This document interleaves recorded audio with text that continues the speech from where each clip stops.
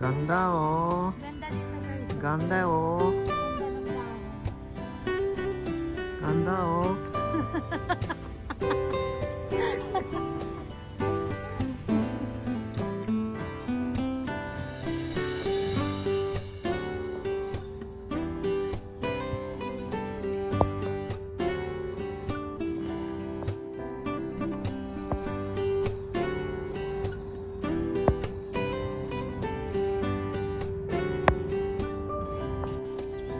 O diba may paganyan-ganyan pa kaming nalalaman.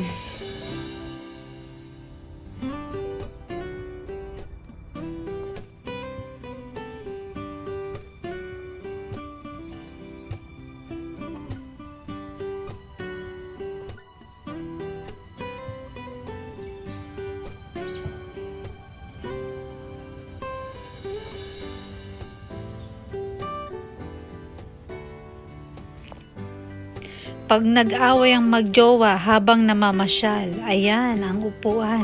Magtalikuran kayo. Ang cute guys, so tingnan nyo. Meron silang gawang falls. Ang ganda. Nakakatuwa. Ano lang to guys, sa park. Andito kami sa park ngayon. Tapos yung falls na to, ayan o. Hanggang doon. Tapos may maliit na tulay dyan. Pababa doon. Ang galing talaga nila, no? Ayun, may ano doon. May tulay din. Ang ganda rito sa park na to, guys. Grabe. Ayan, oh, nakakatuwa. Maganda siya sa gabi kasi may mga ilaw, eh.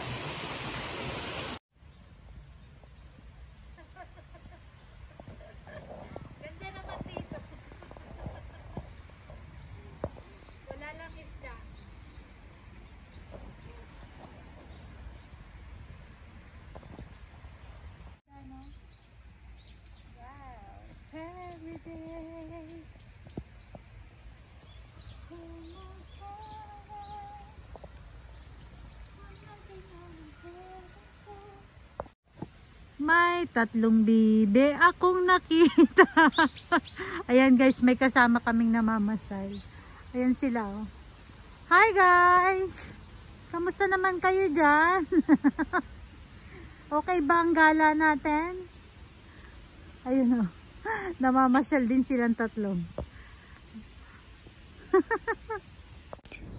Pagtapos ng gala, relax naman tayo guys.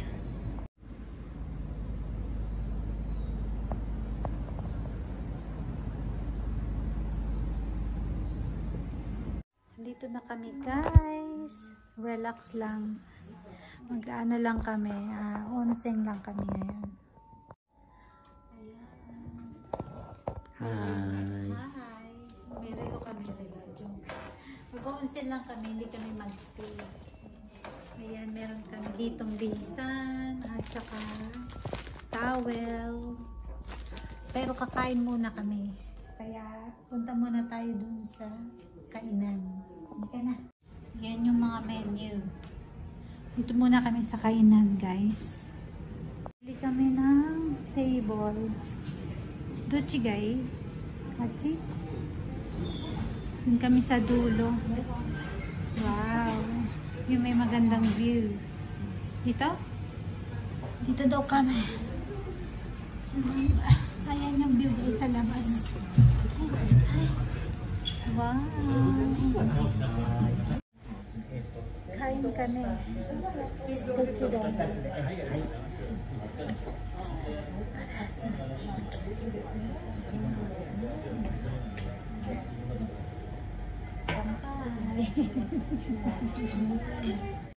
Ayan guys, ang aming tanghalian.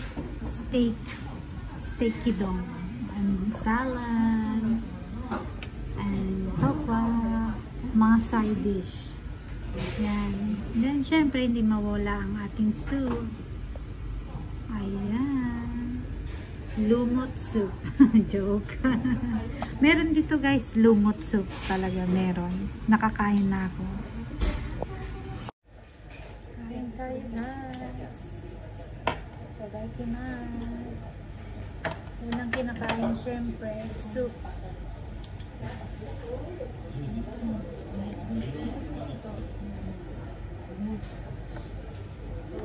Tamang paraan ng paghahawak ganito guys ha.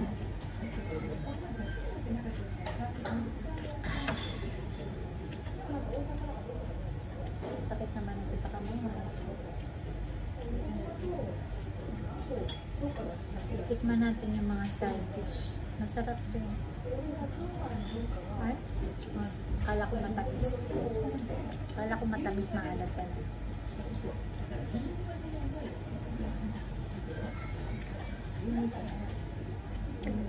Tikman natin to.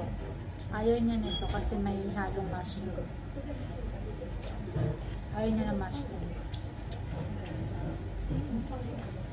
Sarap.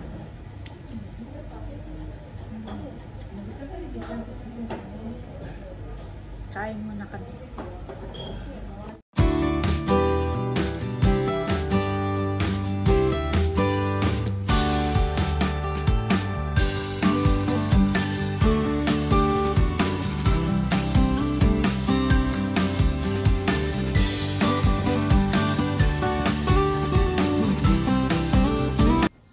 Tapos na kami mag-onsing dyan guys at pauwi na. At wag nyo na rin akong pansinin dyan dahil nag-iinarte lang ako dyan.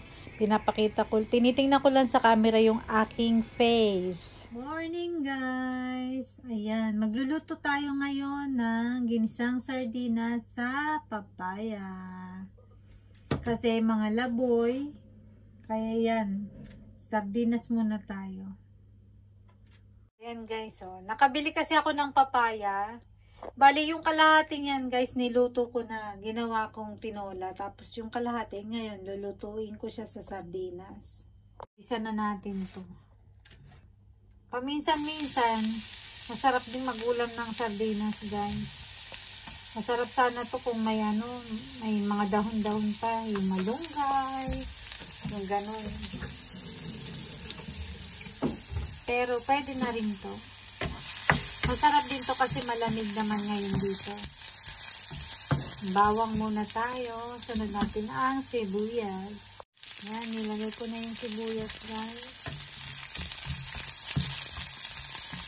Nadala kasi kami ni hapon kahapon dahil parehas kami walang pasok guys. Pero saglit lang naman yung gala namin na yan. Tapos, nakakita kami ng koen. Doon sa video, nakita nyo. Ang ganda ng koen, guys. Ayan. Sunod natin yung sardinas. Ito.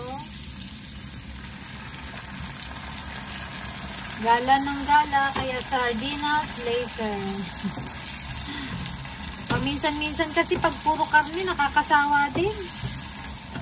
Tsaka sayang ba yung mga gulay pag hindi naluto lahat. Lagyan natin ng sabaw yung lata. Alam nyo na, Philippine style. Yan. Yan. Ganyan lang. Himlaan na natin to. Tapos, lalagay ko na yung papaya. Para pag kumulo, okay na. Nakaraos din yung ating pananghalian. Ito na rin yung uubentohin ko guys. Konti lang naman ako magbaon ng ubento. Lalagay ko na yung ating papaya. Ayan, lagay natin tong papaya. Para pag kumulo, malambot na rin yung papaya.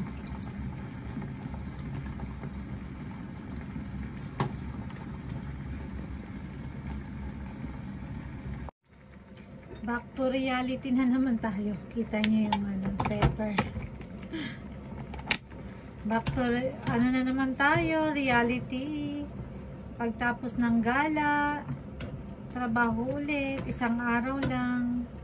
Para ding hindi ako nakapag rest day. Kasi yung pinaka rest day ko, ginagala namin. Mahilig kasi si hapon sa labas. Taong labas yun eh. Hindi masyadong mapirmi sa bahay. O, diba may effect? May usok.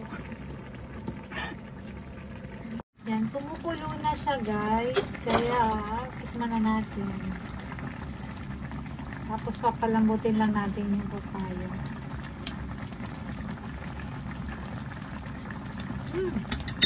Okay na siya. Sarap. May naisip na naman ako guys. Meron akong pansit canton dito. Gusto ko siyang lagyan ng konti para may noodles. Gusto ko lang. Alam nyo naman, nahilig ako mag-experiment. Try lang natin.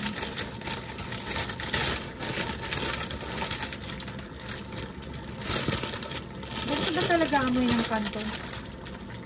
Parang amoy amag. Amoy amag siya guys. May amag na siya guys. May mga amag na siya. May amoy siya. Hindi na natin lalagay. Luma na siguro tong kanto na to. Ba yan? Kaya na ba to guys? 2024 pa, 10, 25 nga. Hindi na siguro. Pag sa tingin natin may amag, wag na natin ilagay. Kasi guys, kung naalala nyo, nasabi ko sa vlog, ano ba to, yung nakuhanan ako ng folate, yung bukol sa bituka. Nakita yun sa medical exam ko. Ewan ko kung nasabi ko to sa vlog. Yun yung time ng last year na parang wala akong ganang mag-vlog kasi nga ang dami kong pinagdadaanan. Isa sa mga cause ng pagkakaroon ng colon, doon nagsisimula yung colon cancer guys. Yung pagkain mo ng mga sirang pagkain na sabi, akala mo, pwede pa to. Pero hindi na pala okay. Yung may amoy amag, amoy panis, pero hindi naman siya ganun kapanis na panis. Huwag nyo na siyang kakainin guys, kasi isa siya sa nagiging cause ng pagkakaroon ng mga bukol-bukol sa bituka, sabi ng doktor ko. Sa awa naman ng Diyos, yung nakuhang polyp na yun guys, yung polyp na tinatawag yun yung bukol, maliit pa siya pero dalawa yung nakuha. Yung isa guys, ngayon ko nasasabihin, yung isa, okay siya, benign. Pero yung isa, kung halimbawang after 10 years, hindi ko siya napa-check up o hindi ko siya nakapakuha, pwede siyang maging 1% na pwede siyang maging cancer. Kaya buti na lang napakuha natin. Yun, sinishare ko lang sa inyo. Huwag nyo nang kakainin kapag alam nyo medyo pasira na yung pagkain. Tapos sa isip nyo, pwede pa. Or alam nyo amoy amag na pero wala kayong makitang amag.